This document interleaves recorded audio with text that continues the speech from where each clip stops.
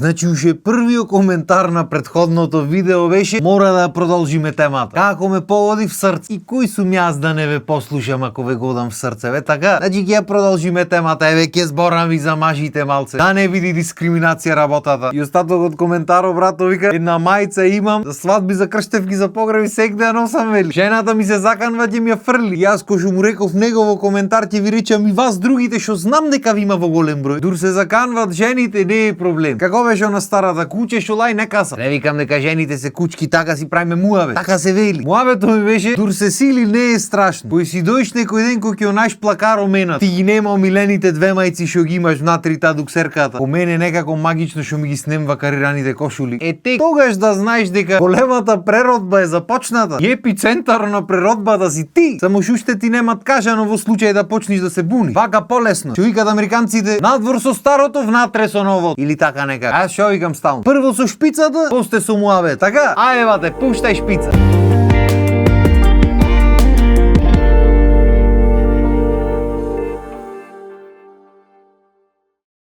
Отиве вистина секој пат кој се прави муавет за некаква промена. Без разлика дали е товалиште, во работа, во куќата, во дворо нешто, во однесувањето. Шо и да, стално таа промената мора да направи маж. Пошто жените се нели совршени на сите полиња. Како ти жена да се промени? Ти се молам. Стално кој треба се поработи на нешто, треба се поработи или на мажо, или мажо треба да поработи на нешто. Чудна работа, мај. А не било секојаш така. Ете пример кој сме веќе уште на тема на лиштата, не знам шо видна со тие лиштата, ама 2 века ги збораме. Ама на времето мажите можеле да му речат на жената не го облеквај ова, облечи го ова, демек мажо поубо знаел ме сваѓаш. Денешно време не смеш ни да помисли. Оти кој си ти да кажуваш за жената што да облечи? Што се занесва? Кој си ти, кое право го имаш ти да му кажеш? Тие се самостални жени. И тоа е супер, тоа е факт, се согласвам, нема збор. Јарно, ако сака жената цел гардеробер да ти го смени, може да ти го смени преку ноќ, ти нешто не смеш да речи. Што ти ги нема поќе омилените мајци дуксери. Туку ще треба и фала да речи. Пошто кој си што се занесваш ти да се буниш за тоа што треба ти да облечиш? Кој си ти да го прекрашваш правото на жената да ти кажи што треба да облечиш ти? Хајде ти се молам. И што најако од се во свето, што таа промената ќе излези па од твојот џеб. Значи ти ем не киш да ја промениш гардеробата, ем ќе ја промениш и песна ќе пееш, ем ти ќе си го платиш то променувањето. Оди ќе речиш. Оти кој те прашва бевате? Кој те прашва? Ти што мислиш ти имаш глас во оваа работа? Хај се, ти жените кои се борат за еднакви права не се борат за нивните веќе исправени се борат за твоите еднакви права. Право да смееш да речиш јас ова мајца ако е искината 5 века носам си ја сакам да ми остани во плакаро, а не за бришење џамови да се користи. Значи и тебе како на маж треба да ти е јасно дека промената иди сакал ти или не ќе. И тоа е нормално, мислам живото сам си носи промени секако. Само дур си сам некако се полабави промените, пошто ти си без сваѓаш дали ќе промениш или нема го промениш нештото многу нетимено. Јарно ако ќе влезиш во брак, поќе не си само ти. Сега сме ние. Што значи технички за шо и да се одлучи. Дали за неа, дали за него, дали за било шо, треба да одлучат двајца заедно. Или популарно кажано треба да има компромис. А компромис што значи? Ги имате гледано оние видеата на TikTok. Ќе од пример дечко и девојка в продавница и така рече јас сакав да окупам ова. Тој ќе рече јас сакав да окупам ова. И на крајот направивме компромис и го купивме таа што сакаше да купи. И во едно видео купува 10 работи, 10 пати компромисот е таа што сака да купи. Значи компромис зборот кој се речи во еден брак е еднакво на тоа што го сака жена.